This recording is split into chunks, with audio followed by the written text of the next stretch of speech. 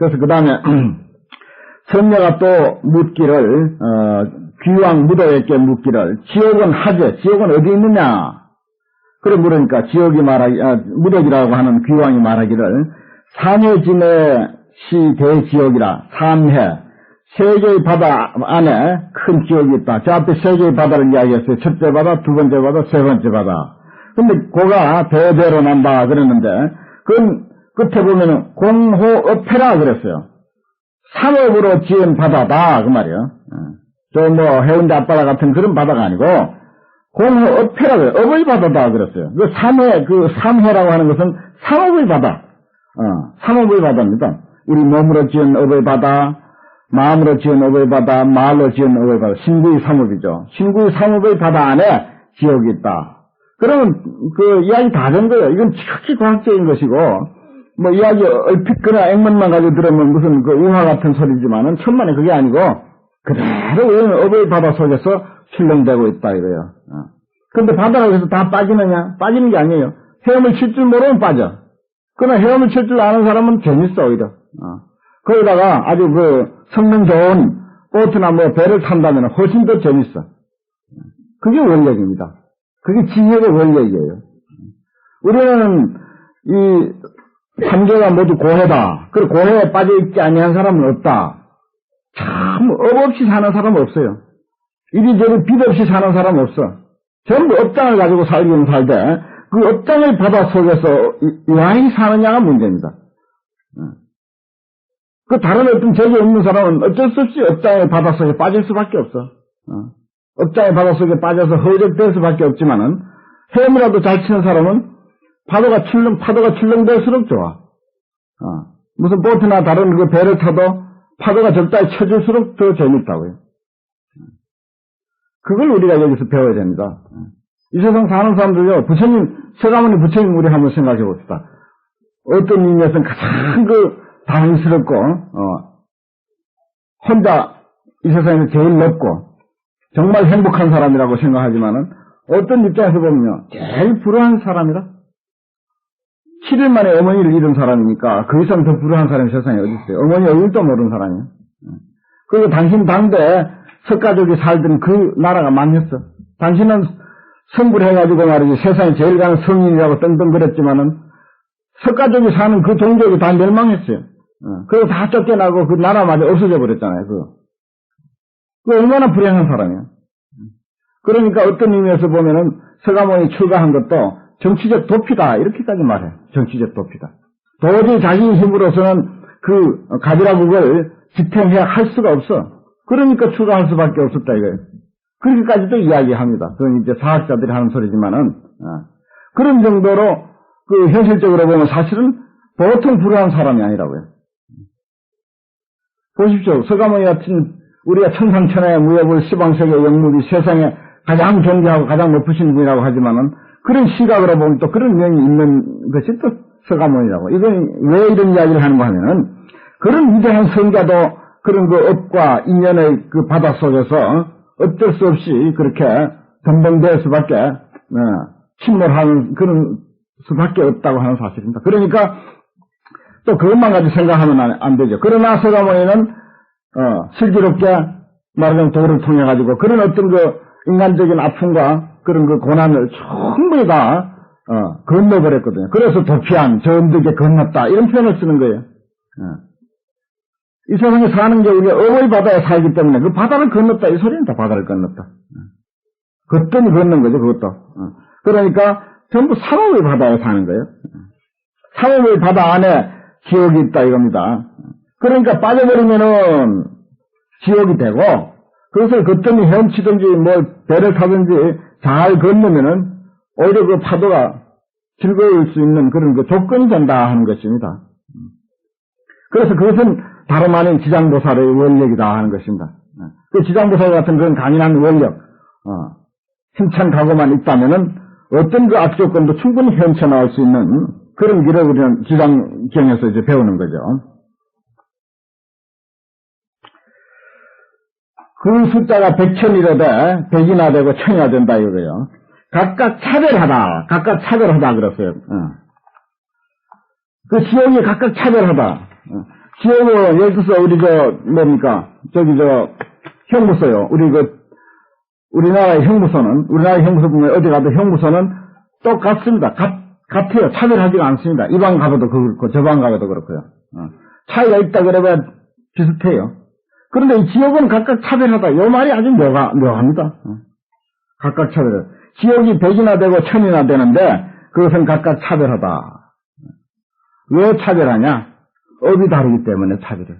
그러면 업으로 만든 지역이요? 어디에 있는 게 아니고, 어느 장소에, 있는 게 아니고, 자기 업으로 만든 것이 바로 지역이기 때문에, 업 따라서 각각 느끼는 것이 다르기 때문에 차별할 수밖에 없는 거예요. 같은 지역은 하나도 없습니다, 이 세상에. 같은 지역은 하나도 없어요. 왜냐? 사람 따라서, 고통을 느끼는 것도 각각이기 때문에 그래요. 예를 들어서, 날씨가 차다. 찬 것을 느끼는 것도요. 그 사람 체질, 그 사람 평소에 운동량, 또 옷 입은 거, 거기에 따라서 참 각각 다른다 느끼는 게요. 다 달라요. 같다고 절대 생각하면 그건 천만의 말씀이라. 뜨거운 물에 들어가가지고 아버지는 시원하다고 그러는데 아들은 뜨거워서 못 견디는 거. 왜 그래요?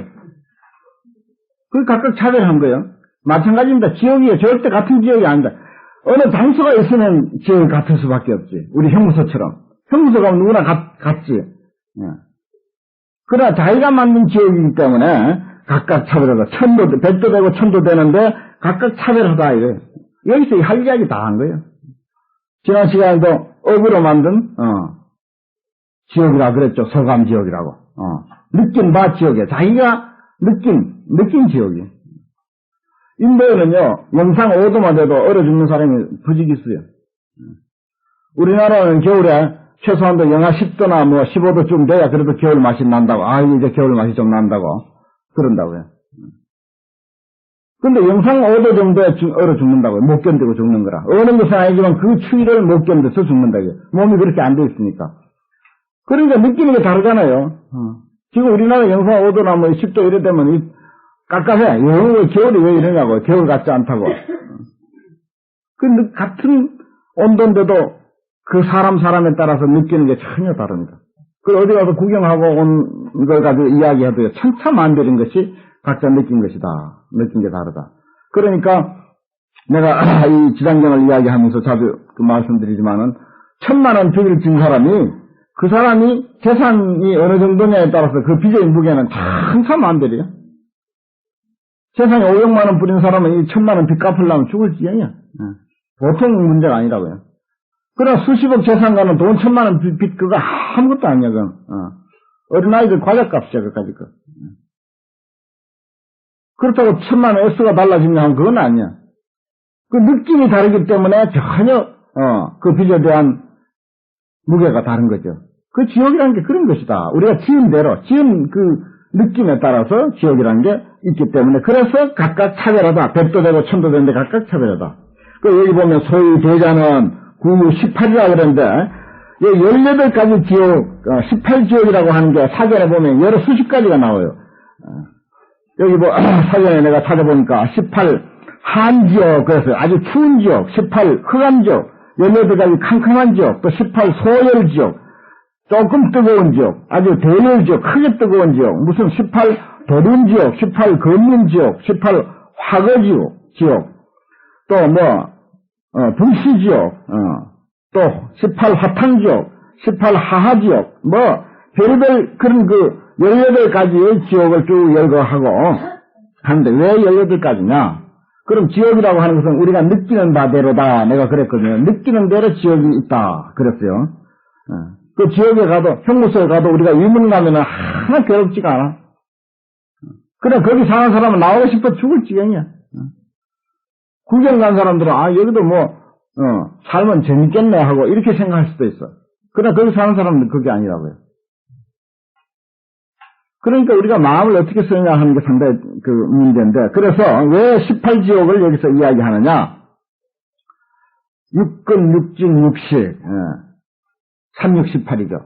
우리가 살아가면서, 사람이 살아가면서 그 삶의 세계가 18가지로 형성되어 있습니다. 눈으로 보는 거, 그리고 눈, 또 보는 대상과 눈과의 그 관계 속에서 일어나는 인식. 그래서 아니 비설신의 그 육근이죠. 또 색성향 미촉법 육진 또는 육경이죠. 거기서 또 일어나는 인식작용. 그래서 3618. 그게 우리의 인식의 세계라. 활동 세계가 이 18개를 벗어나 있는 건 아닙니다.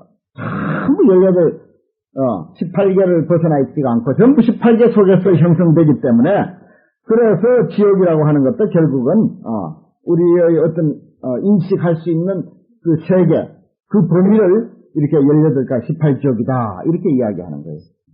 그래서 뭐 500 무슨 지옥 하는 것도 그 뒤에 보면 또 차유 500 하니 이 차자가 틀렸어요. 그 다음 차자도 그런데 다음 차자라 해야 되는데 이 차자라 해야 되는데 이 차자가 잘못됐어요. 차유 500 다음에 또 500이 있다. 500 지옥이 있다. 이것도 보면은 숫자상으로 또 기본적으로 우리가 오온을 가지고 이야기하기도 하거든요. 오온은 뭔가 하니 색수상행식입니다. 그걸 또 간단하게 이야기하면 그 오온에서 벗어나지 아니에요. 우리가 살고 있는 어떤 삶의 그 범주가 색, 우리 육신, 또 어떤 사물, 그리고 수상행식의 어떤 정신작용, 그걸 벗어나서 또 존재하는 게 아니거든요.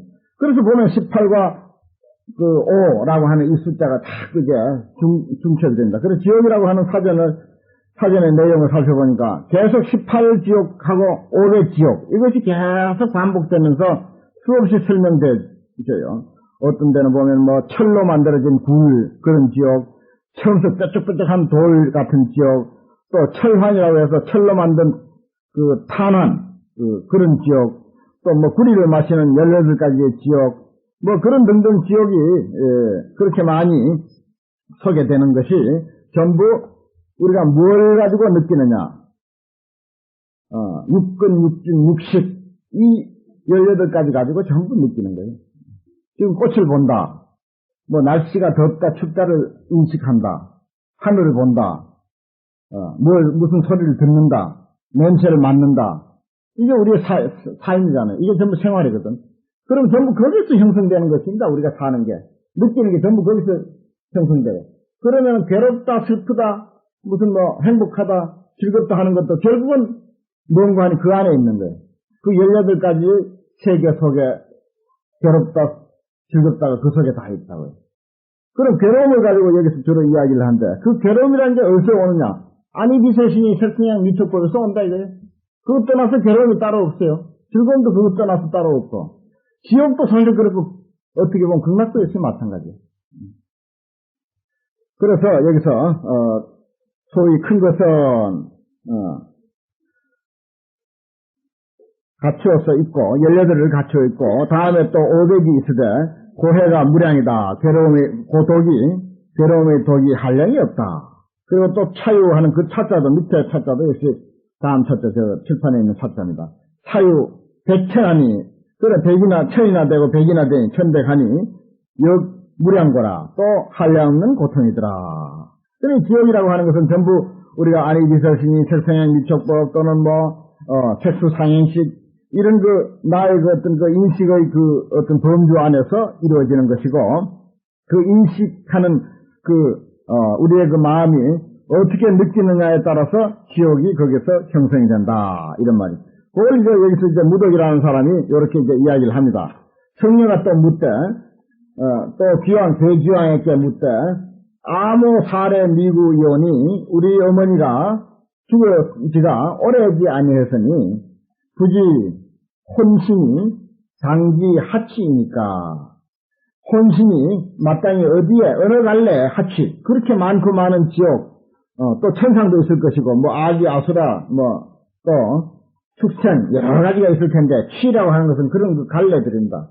그런 많은 갈래 중에서 어디에 갔는지를 알지 못하겠습니다. 알지 못합니까? 그래 이제 귀왕에게다 그걸 이제 묻습니다. 왜냐하면 자기 어머니 혼신을 찾아 나섰으니까 성녀는요. 그러니까 귀왕이 성녀에게 묻기를 보살의 어머니는 제생에 살아있을 때 습파업행이니까 어떤 행업을 닦았습니까? 어떤 행업을 익혔습니까? 그래요. 행업이라고 하는 게 어떤 짓을 주로 많이 하면서 살았느냐? 살았을 때 주로 어떤 업을 지었느냐? 이 말이에요. 그러니까 성녀가 답해 가로되 아모는 사견해야 우리 어머니는 삿된 소견을 가져가지고서 사사한 것만 좋아했다 이 말이요. 그래가지고 기회 삼보하며 삼보를 기회한다고 하는 것을 비방하고 헐뜯고 하는 그런 이야기예요. 삼보를 비방하고 헐뜯으며 서로 잠심하여도 설사 혹 잠깐 믿더라도 선우불경이라 그냥 바로 돌이켜가지고 또 공경하지 않아요. 또 믿는 척하다 금방 또 헐뜯고 비방하고 공경하지 않더니 사수일천이나 죽은 지가 비록 1000해 얼마 되지 아니었으나 미지하천이다. 어느 곳으로 갔는지 도대체 알 길이 없단 말이야. 잠깐 불교를 믿는 듯 하더니 또 삿된 신앙에 빠져가지고 참 한번 빠지면 돌이키기가 어렵거든요. 불교를 믿어도 꼭 그 자기 마음에 드는 그 일만 하지 마음에 안 드는 건 잘 안 합니다. 참 사람들이 하여튼 습관이라는 게 업이라는 게 참 무서워요. 그러니까 사람들은 무엇이든지 할 수 있어야 되고 또 보다 더 나은 어떤 그 길이 있다면 언제든지 그 자기가 현재 하고 있는 것이 설사 유익하다 하더라도 보다 더 유익한 대로 이렇게 나아갈 줄 아는 그런 어떤 순발력이 사람이 있어야지. 자기 고집대로 그저 그게 편안하니까 거기에 안주해가지고 어떤 신앙생활도 그것만 그저 그대로 한다든지 그렇게 하는 것은 참 큰 발전이 없어요. 그래 이분이 이제 이 성녀의 어머니가 그랬다는 것입니다. 그래서 어디를 갔는지 모르겠다 이거요. 자기 생각에는 꼭 지옥에 간 것 같은데 이거 어떻게 되는지 모르겠다 이 말이죠. 무럭이 물어가로되 보살의 어머니는 성씨가 하등이니까 성씨가 뭐냐 이렇게 물은 거예요.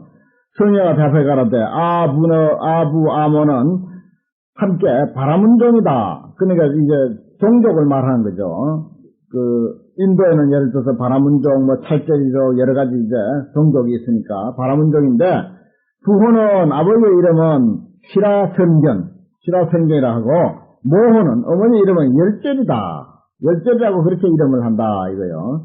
그 무덕이 그 소리를 가만히 듣고 생각해 보더니 합장하고서 개보살왈 원성자는 보살에게 여러 말하되 이 말이에요. 보살에게 알리기를 원컨대 성자는 어머니를 보고 그 여자를 보고 지금 성자라고 그런 거예요. 성자는 각반하사 다른 책에는 또 각반본처하사 그렇게 되어 있어요. 본래 있던 곳으로 돌아가십시오.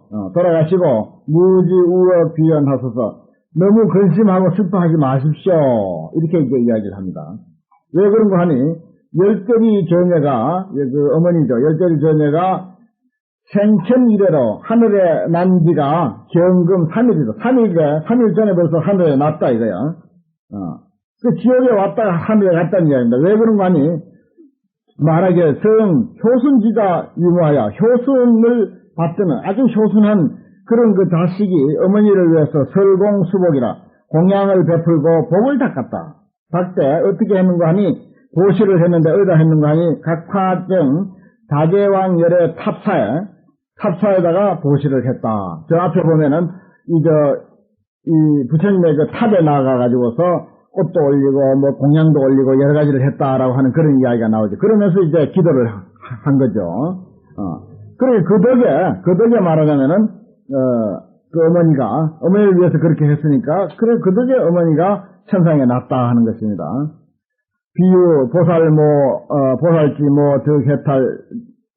탈지옥이라 요건 이제 뭔 말인가 하니 보살의 어머니만 지옥에서 벗어난 게 아니라 응시 무간에 타일 죄인은 그날 있던 죄인은 실득수라이라 전부 낙을 받게 됐다. 그러니까 이 바라문의 딸이 어머니를 위해서 각화정 자제왕 열의 탑에다가 공양을 올리고 한 그 덕으로 당신의 어머니만 천상에 난 게 아니고 그날 같이 있던 모든 사람들이 전부 그 덕으로 그 언덕으로 전부 고통에서 벗어나서 낙을 받게 됐다. 그래서 구동생흘이니다 함께 같이 태어나서 마쳤다. 태어났다. 천상에 전부 같이 태어나게 됐다. 이렇게 이야기를 합니다. 그러니까 우리가 대진할 때라든지 늘 그러잖아요. 축원할 때도 그렇습니다. 2차 인연 공덕으로 모두 유주무주 애혼 대불자 등 동상동하 유주무주 주인이 있는 고혼이거나 주인이 없는 고혼이거나 이 동네 위에 있는 동네 이 동네 밑에 있는 동네 할 것 없이 모두 이 주변에 있는 모든 그런 고혼들이 전부 극락의 나지다라고 이제 그렇게 이제 축원을 꼭 하거든요. 그러니까 예를 들어서 A라고 하는 사람을 49제를 지내면 그와 인연 있는 사람들, 미처 천도받지 못한 사람들도 많이 천도되게 하는 그런 그 인연이 지어지는 것입니다. 그 여기도 보면은 그렇잖아요. 그 얘기 그대로 아닙니까? 당신 어머니만 천상에 난 게 아니고 그날 있던 여러 사람들은 그 인연으로 모두 다 천상에 나게 됐다. 그래서 낙을 받게 됐다라고 하는 그런 이야기가 있습니다. 그래 뭐 무슨 엄덕이 뭐 강동 80리를 간다고 그런 말이 있듯이 나쁜 것도 마찬가지죠. 무슨 죄 많은 사람 옆에 있다가 뭐 어쩐다고 하듯이 안 좋은 영향도 그렇게 끼쳐지고 좋은 영향도 역시 끼쳐지고 그렇습니다. 그러니까 뭐 꼭 한 사람만 그 빼내가지고 어떻게 하는 그런 이치는 아닌 거죠. 그 주변에 크고 작고 간에 인연 있는 사람들은 그렇게 음덕을 입게 돼 있다 하는 것입니다. 귀왕이 은필에 그 귀왕이 말을 마치고 합장이태라 합장하고 물러가거늘 바라문 여가 시임여 기몽이라 곧 바로 꿈에서 돌아온 것과 같더라. 저 기도하다가 잠깐 어떤 현상을 이제 만나게 되는데 그 현상 속에서 일어났던 이야기입니다. 지금까지가 꿈에서 돌아온 것 같아서 오차사의하고 이 일을 깨닫고 나서 현어 각화정 자제왕열의 탑상 기전에 곧 각화정 자제왕열의 탑상 그 부처님 열반한 뒤에 탑을 모셔놓은 그곳이니까 그 앞에서 이런 서원을 세워요. 이 홍서원하되 큰 서원을 세우되 그 다음부터 이제 서원 세운 것입니다. 저 앞에 장자의 아들이 되었을 때도 서원을 세웠고 여기 이제 바라문여가 돼가지고 어머니를 제도하고 나서 또 서원 세운 거죠. 원하 진 미래급토록 원컨대 내가 미래급이다 하도록 앞으로 미래가 다 하도록 응유 제고 중생을 응당히 제고가 있는 그런 중생들을 광설 방편하여 널리 방편을 베풀어서 여러 방편을 베풀어서 사령 해탈케 하리다 하니라. 모두 다 해탈하도록 내가 하겠다. 무슨 방법을 쓰더라도 여러 가지 방편을 베풀어서 죄고 있는 중생들을 전부 해탈하도록 그렇게 내가 꼭 해야지. 이런 생각을 여기서부터 굳히게 됐다 하는 것입니다. 그게 이제 나중에 지장보살이 된 그런 거 돼가지고 강한 원력을 세우게 된 까닭이 여기에 있다. 그러니까 다른 그 과거사도 많지만은 두 가지를 이제 대표적으로 들었는데 여기서 어머니를 제도하고 그 지옥에 가서 그 고통받는 사람들을 보고는 다른 사람은 난 관심 없고 죄고를 받는 중생, 지옥에서 고통받는 중생들을 어떻게 하더라도 내가 건지겠다라고 하는 그런 그 원력을 여기서 강하게 세웠다 하는 것입니다. 그 밑에 이 이야기가 재밌어요. 불고 문수사례 하시되 부처님이 문수사례에게 고하기를 시에 귀왕무덕이라고 하는 이는 그때 내가 이야기한 귀왕무덕이라는 자는 방금 제수보살이 이 사람이고 지금의 저 제수보살이 저 앉았지 않느냐. 저 제수보살이 그때 무덕귀왕이고 바라문 딸이라고 하는 것은 그 지장보살이 이 사람이다. 그때 바라문여라고 하는 게 누구냐? 지금 지장보살이 바로 바라문여였다. 그러니까 바라문여가 그때 어머니 때문에 기도하다가 잠깐 꿈에서 그런 그 어떤 지옥의 상황을 보고는 거기서 이제 깨어나서 이런 원력을 세웠는데 그 후로 지장보살이 돼가지고 오늘날 지장보살 한다.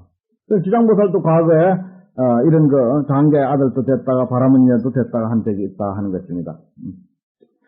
중국의 뭡니까 구화산의 지장보살 도량에 가면 또 신라의 그 김교각 스님이라고 그분이 또 신라의 그 어떤 그것도 왕족으로 되어 있어요.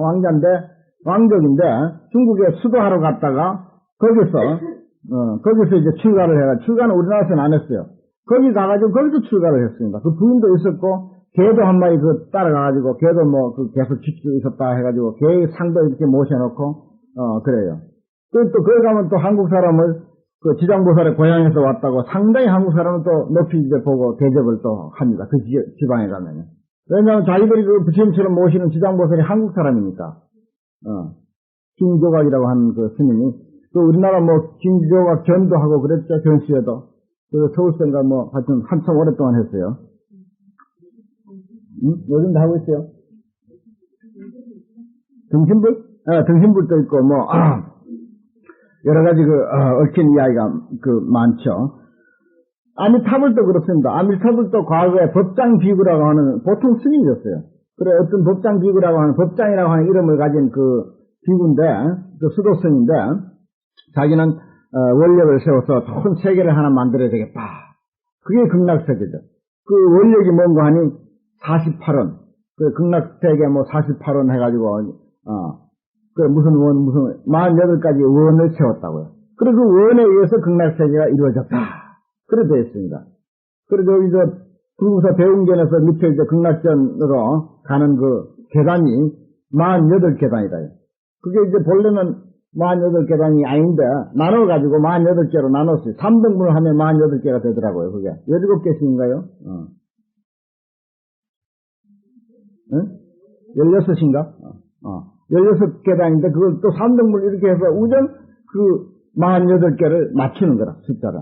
그만치 이제 불교의 그 건축은요, 그렇게 의미부여를 한다. 어차피 그 경사진 것을 계단으로 만들면은, 그러면 여기다가 그냥 계단을 할 게 아니고, 그 48계단을 해가지고 극락세계에 가는 48원을 상징하자. 그 한 계단 한 계단 오를 때마다 하나의 원이 거기에 스며 있다 하는 것입니다. 그 사찰의 그 건립은요, 전부 그렇게 그 의미가 그렇게 담겨져 있습니다. 그 계단 하나, 뭐 문 하나, 조그마한 무슨 석등 하나 이르기까지, 그렇습니다. 그런 것이 이제 말하자면은, 여기도 이제 지장보살의 과거가 여기 이제 그동안 이야기가 쭉 됐어요. 이게 이제 지장보살된 연유를 소개하는 그런 대목이었습니다.